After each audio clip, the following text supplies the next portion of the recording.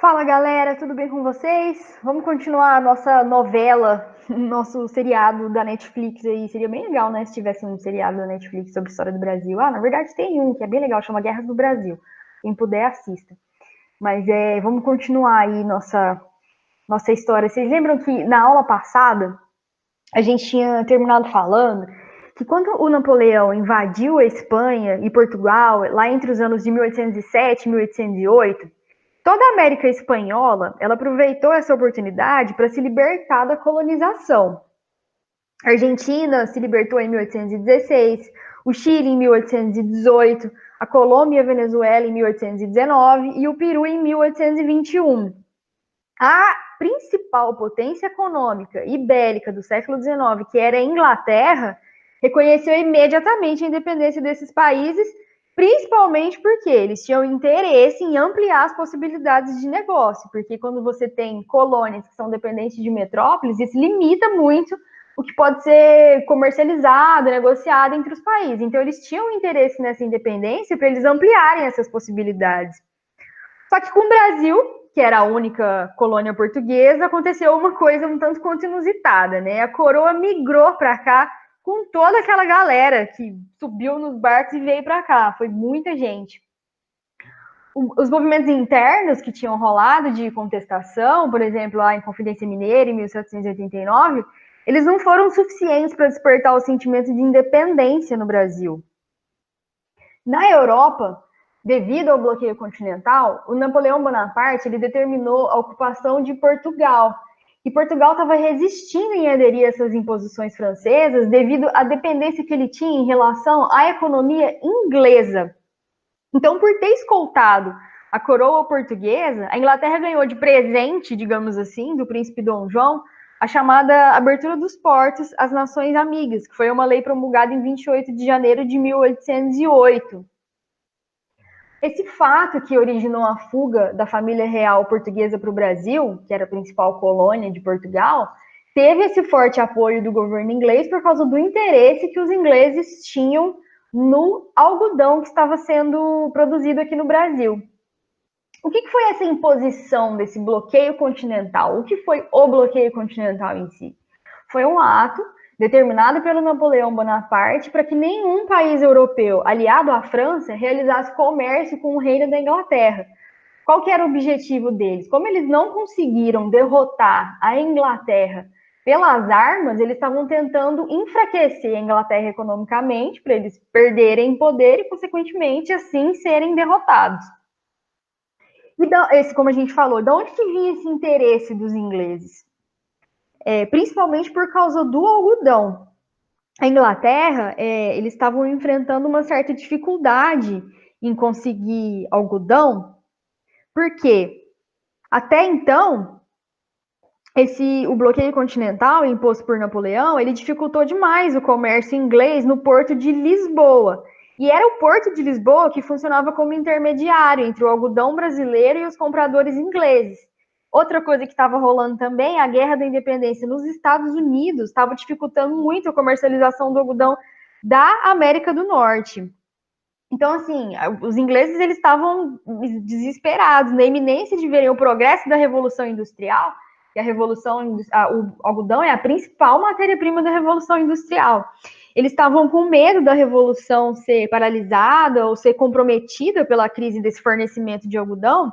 Então, eles entram nessa jogada de transferir a família real para o Brasil em 1808, só que essa cordialidade dos ingleses em escoltar a família real para cá vai ter, no fundo, um viés, assim, pragmático, né? Ou seja, vai resolver os problemas de acesso à matéria-prima que é produzida no Brasil, já que o algodão ele é comercializado e embarcado diretamente nos portos aqui do Brasil, da colônia, eliminando a intermediação dos comerciantes portugueses que monopolizavam o comércio e também se livrando do inconveniente das obstruções napoleônicas, né? Com o Tratado de 1810, a taxa de importação, que era de 24% para todas as nações, incluindo aí Portugal, vai ser de apenas 15%, passa a ser de apenas 15% para a Inglaterra. E o que isso significa na realidade, né? Significa praticamente a concessão de um monopólio, né? e o fim do exclusivismo comercial. Por que o monopólio? Se a Inglaterra tem uma taxa tão mais baixa assim que os outros países, é óbvio que ela vai dominar esse comércio, certo? Então, assim, os ingleses eles vão passar a negociar livremente nos portos aqui do Brasil, com forte desvantagem para os comerciantes de algodão brasileiros e portugueses estabelecidos aqui na província, principalmente do Maranhão, que o Maranhão era o grande produtor de algodão aqui no Brasil. Nessa transição final da extração de ouro e o auge da produção do café, gente, o algodão foi o principal produto de exportação brasileira. Para vocês terem noção, entre os anos de 1812 e 1821, o Maranhão exportou quase toda a sua produção para a Inglaterra. Foi coisa assim de mais de 50 mil sacas, e em 1813, quase 90% da produção foi toda para a Inglaterra. Então, por isso, em 1822, quando o Brasil ele rompe com Portugal, nessas regiões produtoras de algodão vão se levantar alguns movimentos separatistas. E aí, por causa dos interesses ingleses, esses movimentos vão ser violentamente reprimidos. Entre esses movimentos, a gente vai ter a Revolução Pernambucana. Em 1817, ela foi a mais forte contestação ao consórcio firmado entre Portugal e Inglaterra nesse negócio do algodão. Outro motivo dessa revolução foi que a vinda da corte para o Brasil significou um controle muito forte, muito alto da presença do Estado mesmo nas províncias. E aí, sobretudo, obviamente, né, naquilo que se referia à cobrança e arrecadação de impostos. É lógico, né, gente? Você ter ali essas cobranças muito altas, os descontentamentos eles vão aumentar. E eles vão se generalizar sobretudo na região do Nordeste, porque o Nordeste já estava empobrecido com o fim do ciclo da produção de açúcar.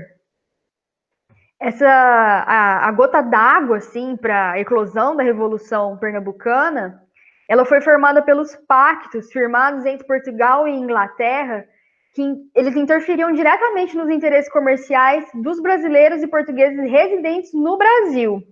E, sobretudo, para aqueles que eram voltados para a produção e comercialização de algodão na região Nordeste.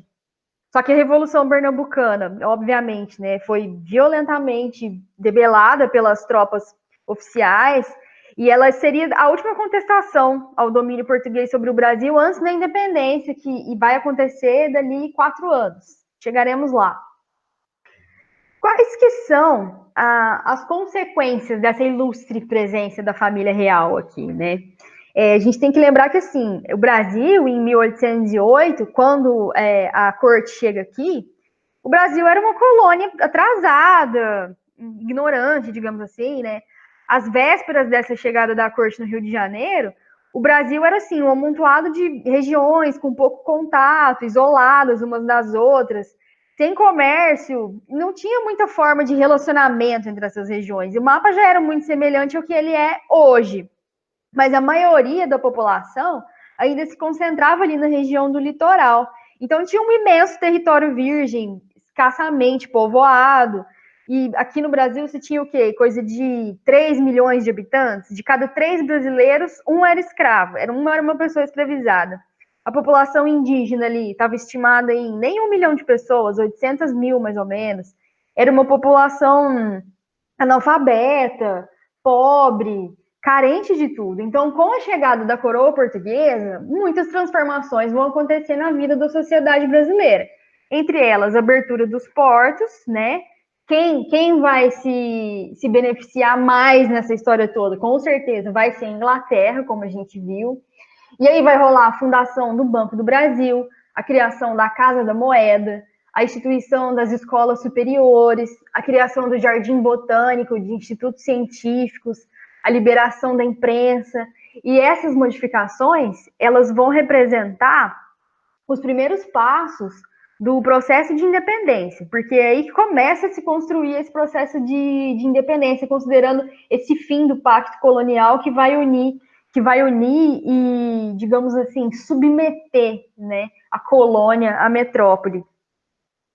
Então é aí que vai começar esse processo de independência. Em 1815, a rainha de Portugal, a Dona Maria I, morre. E quem assume o trono é o príncipe Dom João. Ele decide então elevar o Brasil a Reino Unido de Portugal e Algarves. E nesse mesmo ano também, o Napoleão ele é derrotado na Batalha de Waterloo. Essa quebra do monopólio de comércio nos portos do Brasil em favor da Inglaterra, assinada em 1810 pelo Dom João, ela irritou demais os comerciantes portugueses em Lisboa, já que também 2/3 das transações comerciais de Portugal com os países europeus eram de produtos que vinham da colônia. Então, ali entre 1817 e 1820, vai eclodir em Portugal a Revolução Liberal. Os ânimos ficaram exaltadíssimos, né? Falava-se até em supressão da monarquia. Em 1821, com o pescoço ali praticamente na guilhotina, o rei Dom João VI resolve voltar para Portugal, porque eles estavam inspirados pela França, né? Com a Revolução Francesa, que várias cabeças foram cortadas. Aí, a partir desse momento, quando a corte portuguesa vem para o Brasil, contando ali com mais de 10 mil pessoas que já tinham ficado aqui por 10 anos, obviamente que eles não queriam mais voltar, né? Eles tinham adquirido patrimônio, eles tinham aberto negócios, tinham constituído família, já estavam ali fazendo parte da vida social do país, com todas aquelas mudanças que aconteceram. E já tinha, então, aqui uma classe estabelecida de comerciantes portugueses e brasileiros, que eles conseguiram lucrar bastante com esse comércio com a Inglaterra. Aí, com o retorno da corte para Portugal, os comerciantes eles começaram a exigir também que o pacto colonial, esse monopólio de comércio com o Brasil, fosse reestabelecido. Mas vocês acham que a galera ia querer voltar para a submissão à metrópole? Claro que não, né? Já tinha experimentado ali o gostinho da liberdade, então ficou uma queda de braço, assim, entre colônia e metrópole. Aí estamos lá, né? Cozinhando na panela esse processo de independência. Em 7 de setembro de 1822, pressionadíssimo pelas elites brasileiras de um lado e pelas portuguesas do outro, o Dom Pedro ele decide afrontar Portugal e declara a independência do Brasil. Aí a gente tem aquela imagem, né, daquele ato heróico, do brado retumbante às margens do Ipiranga. Só que, claro, que isso só foi possível com o respaldo da Inglaterra, que intimidou qualquer reação por parte de Portugal, além de ainda ter pago por volta ali de 2 milhões de libras esterlinas a título de indenização a Portugal. Um dinheiro que foi emprestado ao Brasil pela Inglaterra. Então, pra vocês verem, já começa aí a nossa dívida externa, né? Depois disso, foram feitos outros empréstimos. Em 1825, teve 3 milhões de libras, em 1829, teve 400 mil, em 1839, foi para 312, enfim, muitos empréstimos, muitas libras emprestadas ao Brasil. E a gente só foi se afundando, né? Em dívidas, dívidas mais dívidas. Lembra da história do cartão de crédito? Pois é, nossa história já começa por aí. Então, assim, enquanto aqui no Brasil a galera tava ali brincando de emancipação política, os ingleses já estavam preparando os boletos para ser pago ali. Em 1827, por exemplo, os caras são, né, bem legais. Eles condicionam o reconhecimento da independência do Brasil à renovação dos tratados de livre comércio assinados ali entre 1808 e 1810. Quer dizer, galera, eu até reconheço que vocês são independentes, desde que eu seja o único a poder comercializar com o Brasil. Nossa, que legal, super vantajoso, né? Então, você conhece aquela história de saiu do espeto, caiu na brasa, porque a gente, ao mesmo tempo que a gente conseguiu se livrar dos portugueses, a gente acabou caindo aí nas garras dos ingleses. E depois disso, de 1822 a 1889, a gente vai começar o nosso próximo capítulo, que é o período monárquico. E a gente fala mais sobre isso na próxima aula. Espero que vocês tenham gostado. Um beijão, fiquem bem.